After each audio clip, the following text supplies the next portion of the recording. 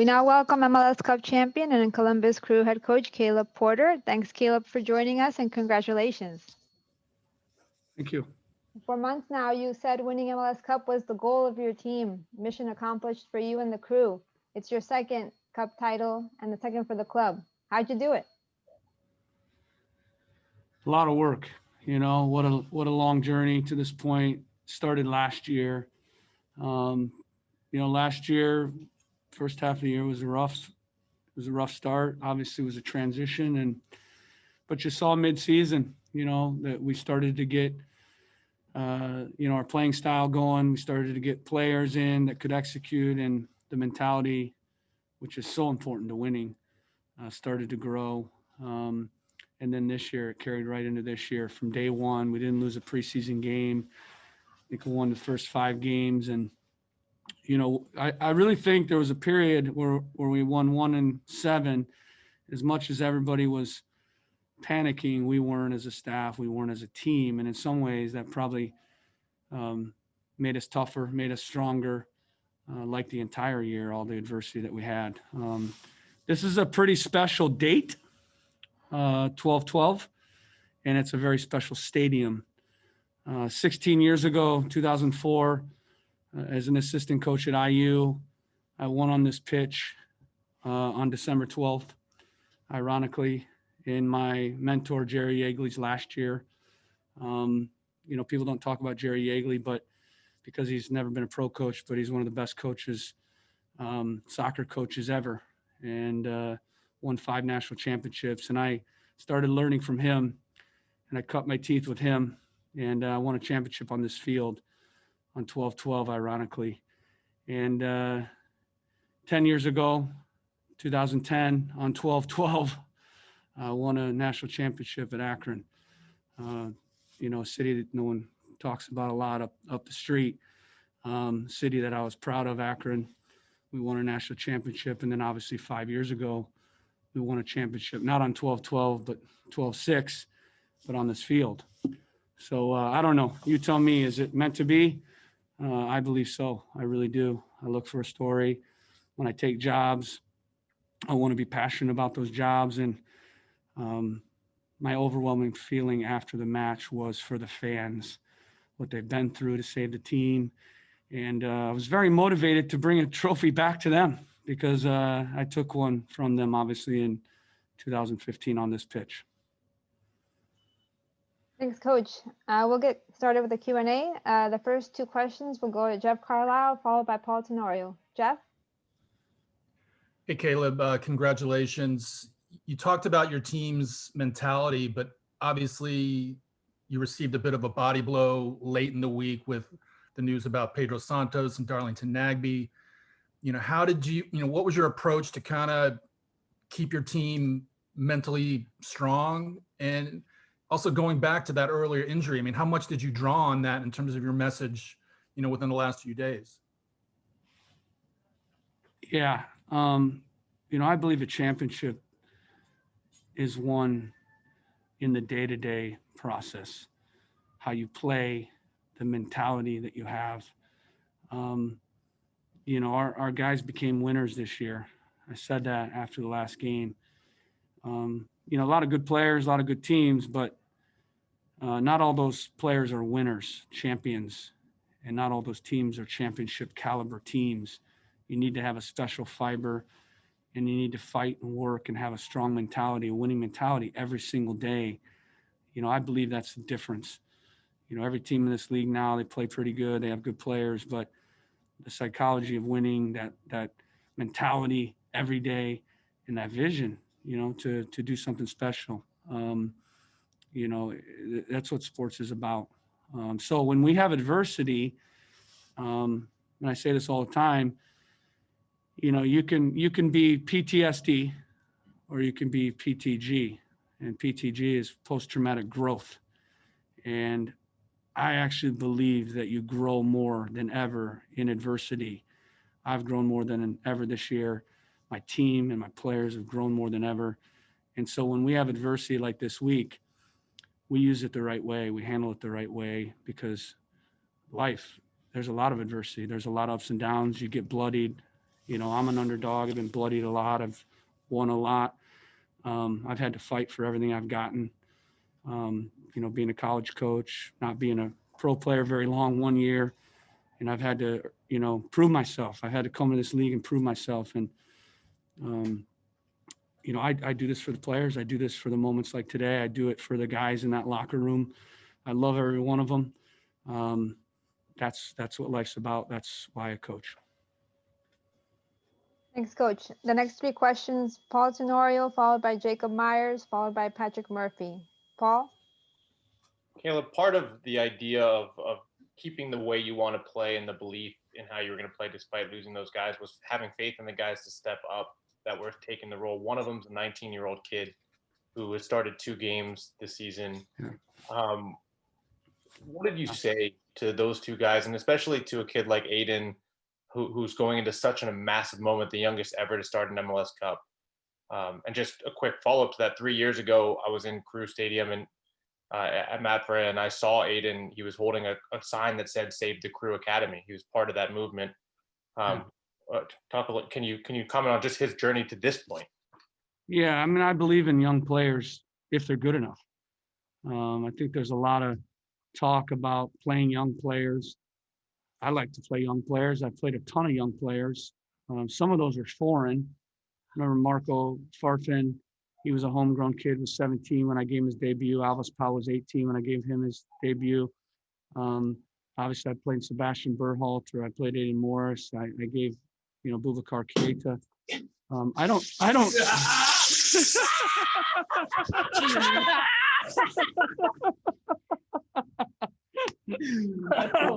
Finish it and get the fuck in here.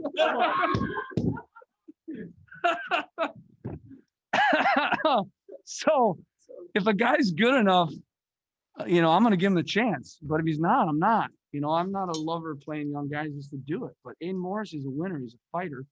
I knew it. I've seen it in the games I've played him. I've seen it in training. And for me, when I knew that Darlington was out, he was the guy that was going to go in. He's an IU boy. IU breeds champions. They breed winners. He's a homegrown kid, and I thought he was unbelievable today. Got around, tackled, tackling and defending and winning duels for some reason has become a curse word. But in any good team in the world, they have a guy that's going to win balls. And he won a ton of balls today. So did Artur. Those 2 guys were key today against Ludero. They have an exceptional midfield. You saw we came out, we pressed, we didn't sit back. But when we had to be in a low block, we were organized. This team has been prepared for every phase, and you saw that today. We went a little more direct. That's what the game called for. I thought that gave them a lot of problems. And we played in transition a little bit more. So that was the main tweak. We knew we weren't going to have as much of the ball without Darlington and Pedro. So we decided to play a little bit more direct, and we decided to play in transition. And I tell my guys all the time, ideally, if you tell me how I want to play, we're going to be up the field with the ball for the whole game and press, possess, don't have control, counter pressure. But if we have to, we can play in transition. If we have to, we can play in a low block. And there's nothing wrong with that. And that's good tactical football. And, teams that aren't the top 4 in every league in the world have to do that. For some reason in our country, sometimes when you do those things, you're not playing the right way. But for me, I don't believe in that. I think it's about being adaptable. We see all your hands raised. We're going to try to get to as many of you as possible. The next 3 are Jacob Myers, Patrick Murphy, and Brian Dunseth. Jacob? Thanks. Caleb, I hope you're able to dry off soon after that. It wasn't just Lucas or Aiden or Derek kind of stepping in there, but you got contributions when you needed it all over the field. Do you feel like this was overall the kind of most complete performance you guys had this year? Unbelievable. We were not going to let history in the past, as much as I have the utmost respect for Seattle Sounders and Brian Smetzer and Ladero and Jordan Morris and Rio Diaz. I mean, are you kidding me? These guys are unbelievable players. Roldan and Stefan Fry.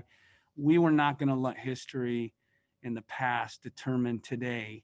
This is our year. This was going to be our year. It was going to be our day. It was going to be our trophy. And that was the message before the game. I don't care what they've done in the past. It's going to be decided on today. And I think we showed that. We came out, we fought, we had intensity in the match from the opening whistle. We had 2 corners in, I think, the first 3 minutes. Pressed, countered. We did what we needed to. We fought. And we're talking guys like Luis Diaz, who, when I got him, I don't even think he knew how to defend at all. And he was tracking back and digging in and grinding. And Giassi's battling for balls in the air. And Jonathan Mensah, what a beast he is. He's just heading the ball out. And I think there was a little bit of extra motivation to do this for Darlington Nagbe and Pedro Santos. Those 2 guys, they were a key to us getting here. And without them, it was a tall order. But I think we used that to galvanize the group even more and give us even a little bit more hunger than we had already, which was a lot. The next 3, Patrick Murphy, Brian Dunseth, and then Ives Galarsip. Patrick? Caleb, your opening press conference, you told us you wanted to bring trophies to this club, put trophies in the trophy case. When you are out there after this game, you're on the stage, you're in front of those fans, what's going through your mind given how you came into this job with that kind of statement? Yeah. Number one, the players. My feeling for them, being in the locker room with them every day, being in the trenches, if you will, with them every single day, and all the times that we've talked, trained, played games, won, lost, been on Zoom calls. For me, that's the first thing I think of is the players. And wow, unbelievable group of guys. I love them all, honestly, like a family to me. Some people say that, but it's true for me. I love every single one of them. I can't tell you how proud I am of all of them, how much they gave this year, and they'll remember this forever. I believe in leaving legacies, making history. That's what sports is about. We left a legacy. Everybody's going to remember 2020. Everybody used to talk about 2008. That's still going to be a year that everybody talks about, and all those players that were on that team, they'll celebrate. Well, 2020 is going to be a year in this club's legacy that everybody's going to talk about, and these players are going to talk about, and these fans are going to remember it, and these players are going to remember it. And life is short. And, sports and bringing a group together to ignite a community, to make memories with that group of guys in the locker room, that is what it's about. It's about that. It's not about the money. It's not about as much as you'd think, ego, fame.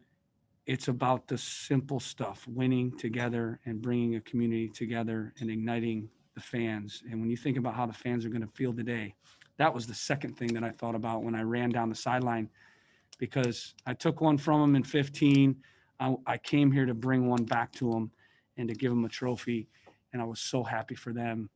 And it makes me feel really good that they get a trophy tonight, because I promised them a trophy, and I was happy that I could bring it to them.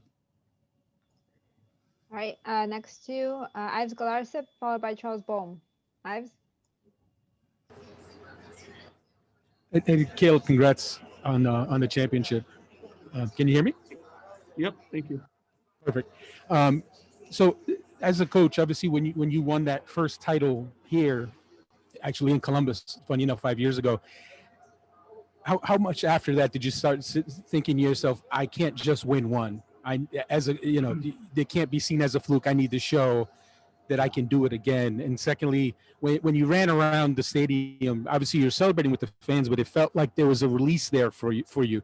What was that? Was that you finally being able to kind of let go after all you went through and all you dealt with and all the times you had to take punches and suck it up to put a brave face for the team? Was that a release at that point? I think so. The older you get, I think you realize how hard it is to win a trophy. I used to think it was easy because when I was at Indiana, we won. We were in the Final Four every year, and we won 2 as an assistant. And then I went to Akron. I was in 2 finals and won 1 there. And when you're young, similar to Aiden Morris, you don't think about the magnitude sometimes and what you're doing. You just expect it, and I do. I expect to win every game. I expect to win a trophy every year.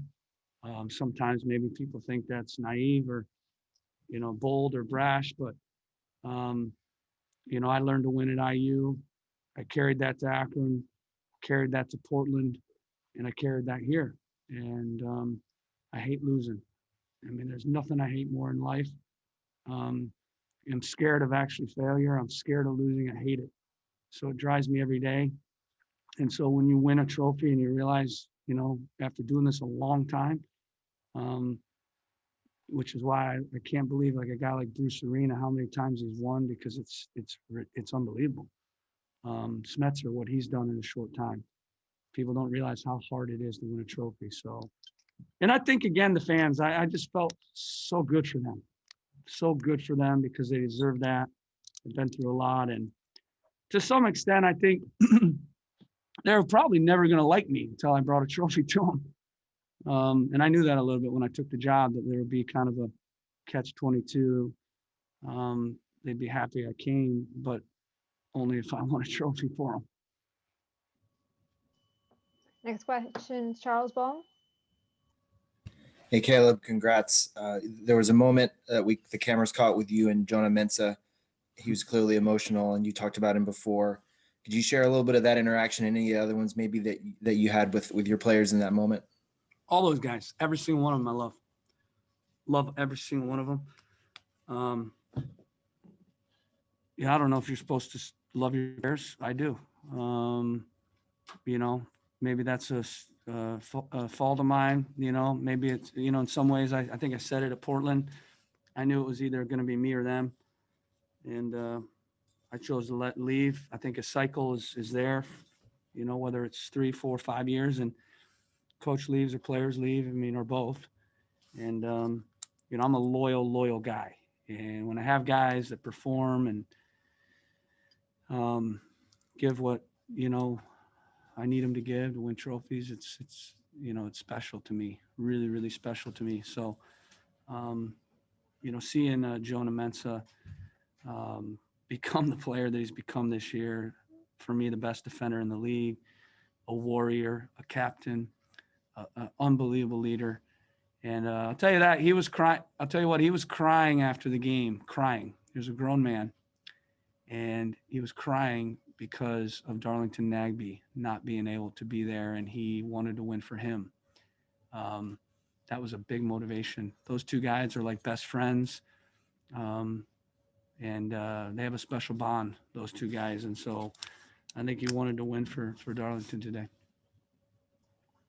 All right, we're going to do the last question because Coach has to head to the locker and dress his team, but we will recommend the journalists to switch over to the Champions Mix Zone link after we finish here with Coach. The last question here goes to Sam Stayskool. Sam?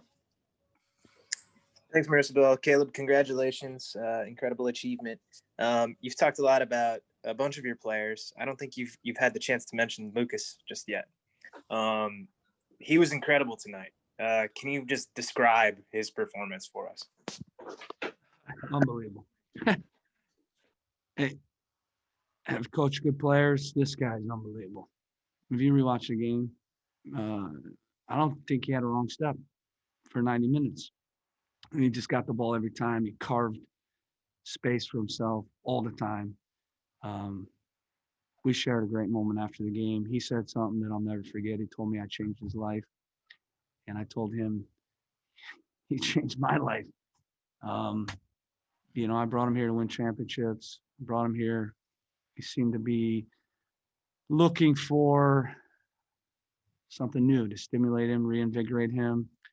These guys are people. Yeah, they make money. Yeah, they got to perform. But they're people. And a lot of times I've seen this with guys, they cutthroat, they sell their souls a little bit and they lose their way. And, he came here and I think he looks like a new man, but he's an unbelievably special player. Unbelievable. All right, with that, Coach, we thank you for your time and congratulations once more. Thank you, everyone. Appreciate this year, and I'm gonna go party. Thanks, Coach. Journalist, if you can stay on this line. All right, we welcome in. Let me put my armband well. All right, we welcome in MLS Cup champion, Columbus Crew captain, Jonathan Mensah. Capito. Congratulations, Jonathan. Thank you so much. Thank you so much. You got to hoist the trophy there at the post-game ceremony, and we saw that you were very Still here. emotional. I Coach know I Points. was. It's been an incredible journey for the club, for the city, and for the people of Columbus. We're so grateful for their sacrifices of the field and you know what we could do to kind of like pay them back was to win this trophy for them. So thankful that we have this amazing fan base behind us, and you know we did this for them. Thank you. All right, we'll start with the Q&A. The first 3 questions will go to Jacob Myers, Patrick Murphy, and Ives Galarsip. Jacob? Jonathan, congrats, Yeah. man. Caleb just shared with us the moment that you two had on the field. He said you were crying on the field there. Darlington was someone you were really thinking of. I guess just take us through all the emotions you were experiencing. It was just me thinking about what this fans and the community and everyone behind the Save the Crew movement, for this to be possible today.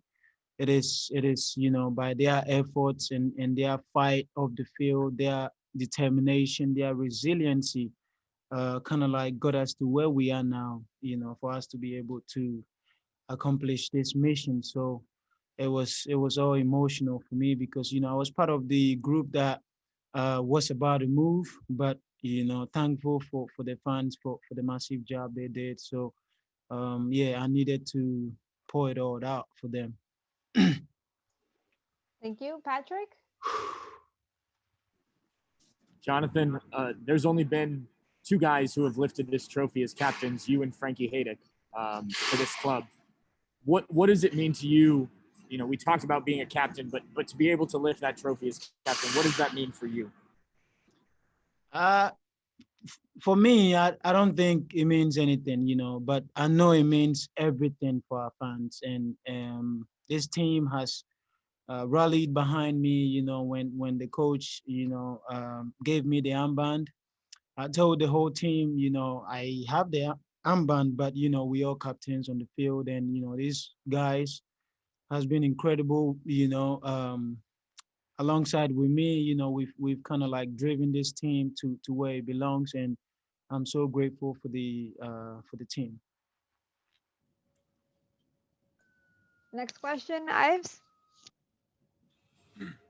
Jonathan, congrats on winning the championship.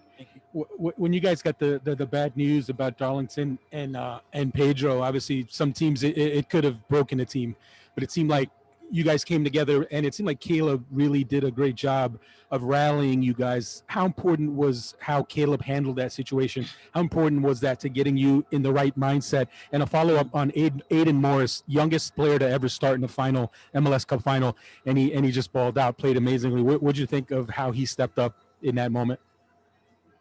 I think talk of how the coach kind of like prepared us, how we also kind of prepared ourselves individually and collectively.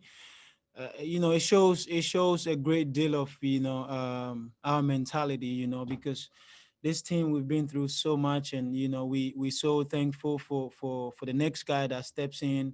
We're gonna do the same job. We're gonna stick to the same game plan. And I give all the credit to the coaching staff, the head coach Caleb Porter, and my teammates. When a couple of our teammates went down with COVID, other guys stepped in and did the job. And talk of Aiden Morris, such an incredible young man. We all know what he brings to this team, and the whole US saw it today. So it's gonna keep getting better from here. All right, next 2 questions, Stam Stay School, followed by Jacob Myers. Jonathan, congratulations. Incredible achievement for you guys. Obviously, Darlington and Pedro were out. That kind of put more of the onus on Lucas to get things going in the attack. He delivered and then some. How would you describe his performance tonight? Oh, he's an incredible player. We've all seen it. We've all witnessed it throughout the season and even today. Two of our guys went down, and we needed to do extra for them because we know what they mean to this team, and we had to do this for them and for our fans. I cannot stop thanking our fans because we are here because of them. So we're so grateful that whoever steps on the field knows what to do, and we got the job done. Next question, Jacob. Jonathan, tonight you guys really limited Ladero, Morris, and Rui Diaz. I remember toward the end of the regular season, you were honest in saying that you were probably a little fatigued, a little tired. The last couple games, though, I feel like you've gotten back to where you were toward the beginning of the year. Just what were you thinking coming into tonight, and what worked so well in defending those guys?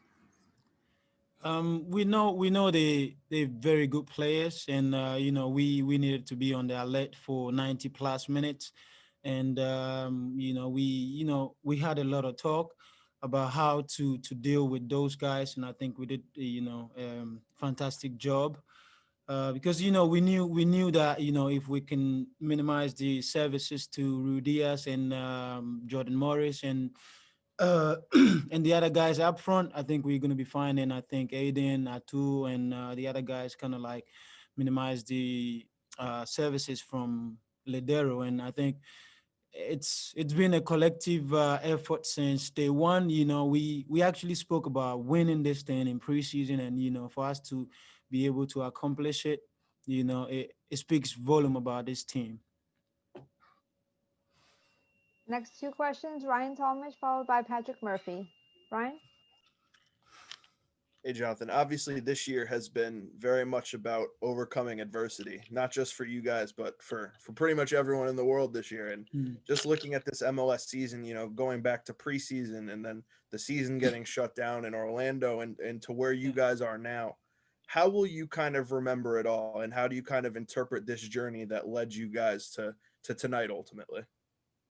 Oh, I think even we were even if we were in a normal world, it was going to be remembered. And for 2020, for whatever circumstances that is happening in 2020, we overcame all those obstacles and win to be able to win this trophy is such an incredible achievement for us. We're so grateful to our fans because it got to a point where we couldn't have them in the stadium, and it was tough for us playing in an empty stadium, and we had them tonight and we did this for them, so grateful for that. All right, the last two questions, Patrick Murphy, followed by Charles Boehm. Patrick? Jonathan, what were the celebrations like in the locker room, and just what did it mean to celebrate with this group of guys in particular? It means everything. These guys, they're teammates, but I believe, they've become family now because we do almost everything together. And, we knew as the playoff was going on, as the job isn't done, we cannot celebrate a playoff game against Red Bull. We can't. And, we put that in our heads. We won against Red Bull. We kept it calm. And then, we rolled our sleeves, we kept going, Nashville, New England. We had no celebrations because we knew, what the vision was and what the mission was. So for us to be able to accomplish it, I think we have all the right to celebrate it right now, especially with our fans. And the last question goes to Charles.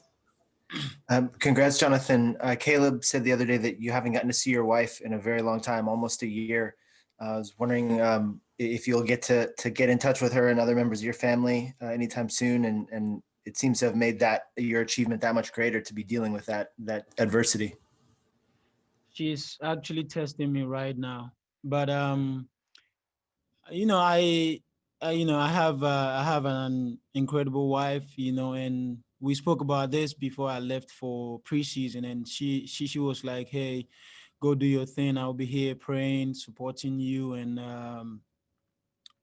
we did it now. So it's been a long journey and lots of sacrifices. So now that we've won the ultimate trophy, I will prepare and then leave and go see my wife and then get some rest because man, it's been crazy for me. I never missed a minute this season, you know, because I knew I had to sacrifice for this team, and so grateful for the medical staff as well, you know, the performance staff. They really helped me. You know, when regular season was ongoing, we were playing games every 3 days, every 4 days, and you know, they helped me throughout the season. So very grateful, and I just want to say I love you so much, Mrs. Kafui Mensah, and I'll see you soon. With that, we will wrap it up. Thank you so much, Jonathan, Thank you. and congratulations. And thank you to Thank all the you. journalists who joined today's champion post-game press conference. There are other players being made available on the Mix Zone Zoom link, which is at the chat at the bottom of your screen. Feel free to jump over there. We just started with Aiden Morris in the Mix Zone. Thanks all for your coverage this season, and we look forward to working with you in 2021 MLS season. Thank you.